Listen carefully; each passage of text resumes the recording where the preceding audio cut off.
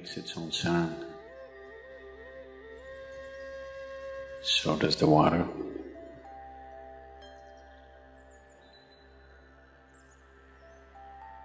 So does the earth. In fact, so does the sky. All the celestial objects are making their own sounds. There are sounds of pain, sounds of pleasure, sounds of misery, sounds of joy. For everything there is a sound. In human life, it's very true. Sounds of life, and there are sounds of death,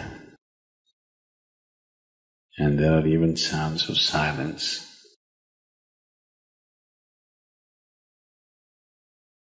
So this complex amalgamation of sounds, different kinds of sounds, creates different intent, different levels of compulsiveness,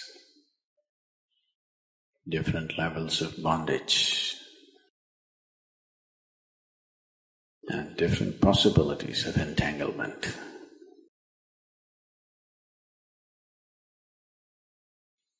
In all this, why one chooses to become silent.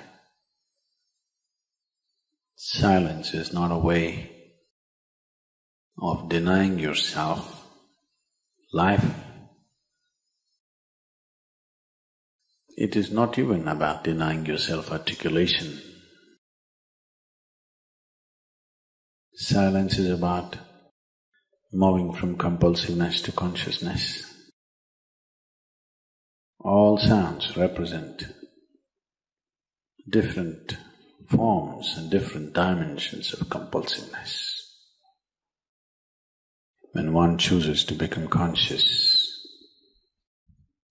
not be entangled in the compulsive nature of the existence, he naturally chooses to become silent.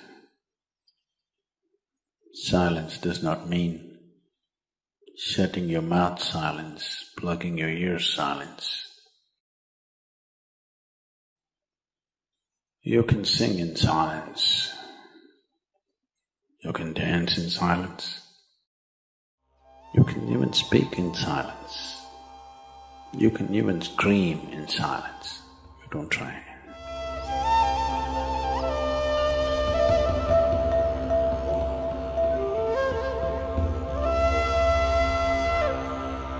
That does not mean when everybody is silent you scream. That is not screaming in silence.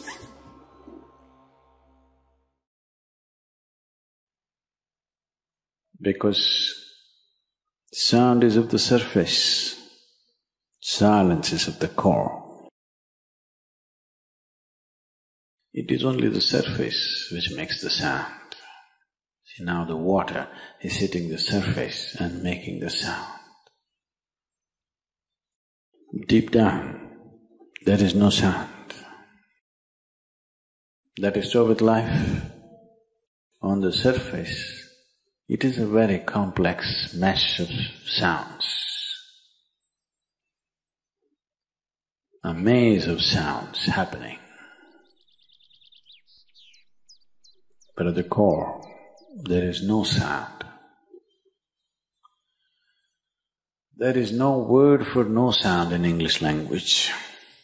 We call it nishabd. That means absence of sound, a total absence of sound. Absence of sound means absence of reverberation. Absence of reverberation means absence of life. Absence of life means absence of creation. Absence of creation means absence of the Creator too. So a space which is beyond creation and Creator, a dimension which is beyond life and death, that is what is being referred to as silence or nishabd.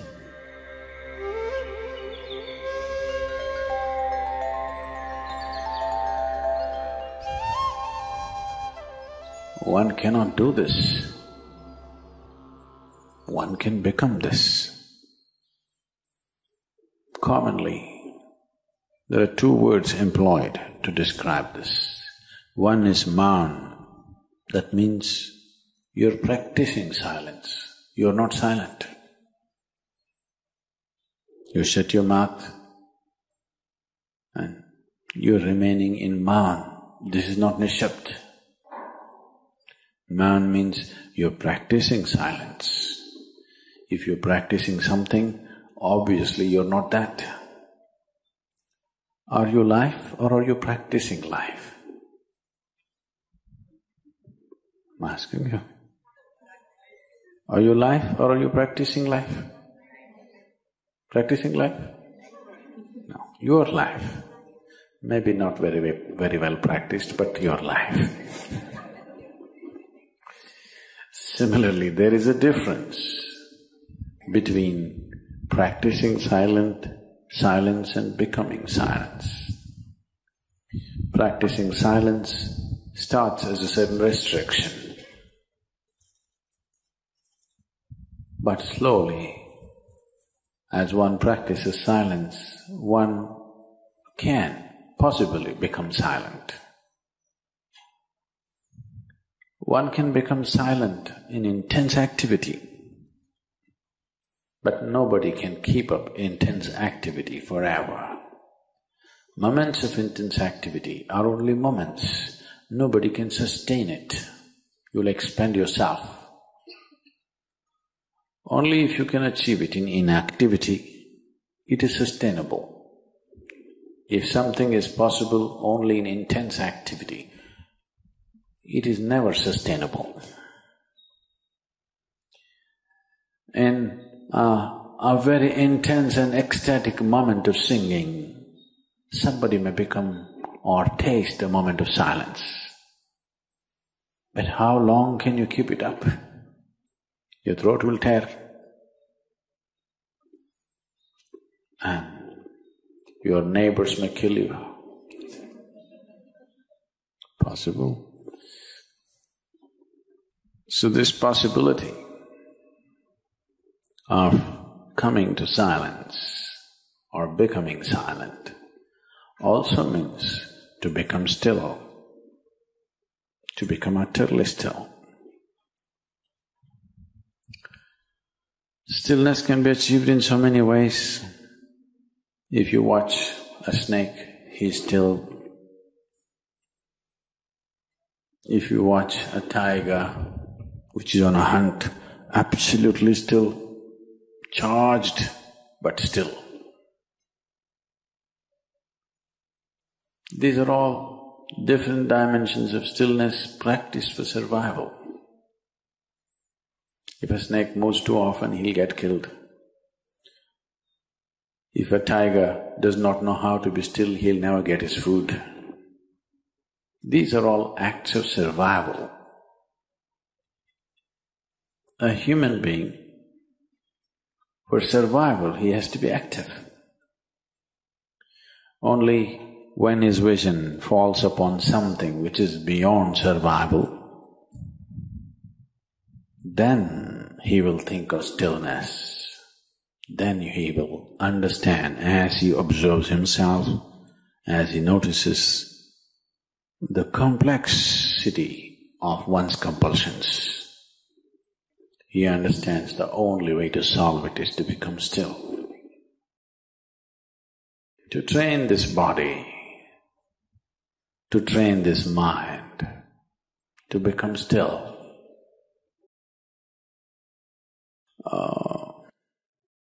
Takes some effort. If one is simply blissed out, he will become still. But otherwise one has to work bit by bit, one has to work to bring this body to absolute stillness. Most people cannot hold their body in one place for any length of time. They're all the time in moment.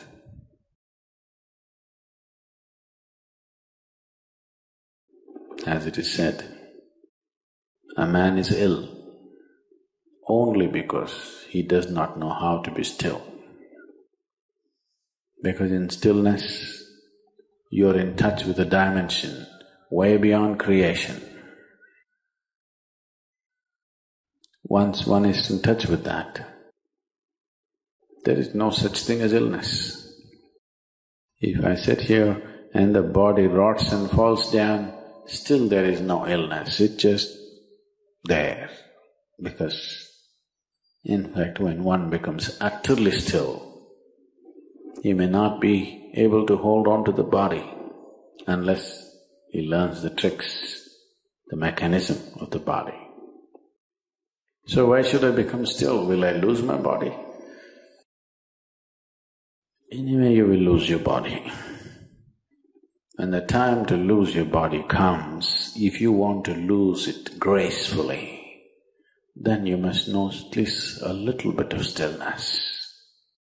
If you want to put your body down like you can put this piece of cloth down, with the same ease, with the same gracefulness, then you need to have some stillness in you.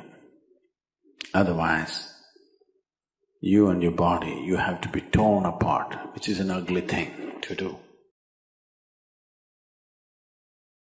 When you're being torn away from your body, it is an ugly and painful thing to do, unless you can keep it down.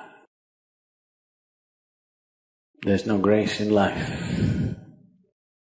So if one has to attain to that grace, at least a certain amount of stillness has to enter your life. For this to happen, a certain level of silence has to enter your life. If right now it is not coming, at least practicing a little bit of Moun.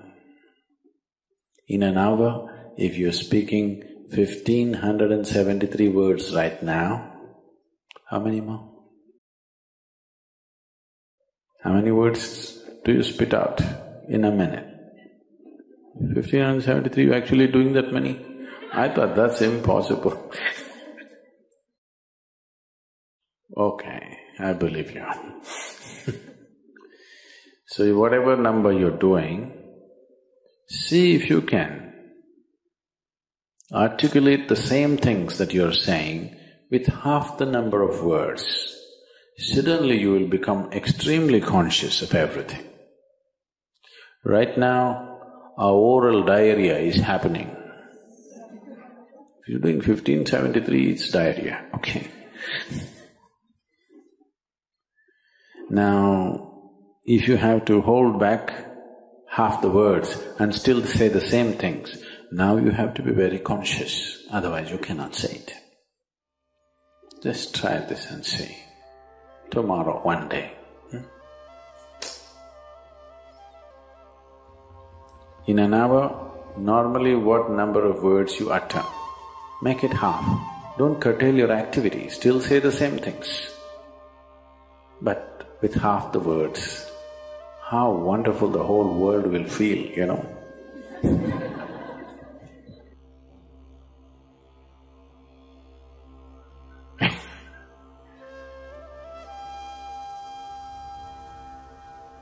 World will be a wonderful place, I'm telling you, tomorrow, if everybody does this. Many marriages will be saved.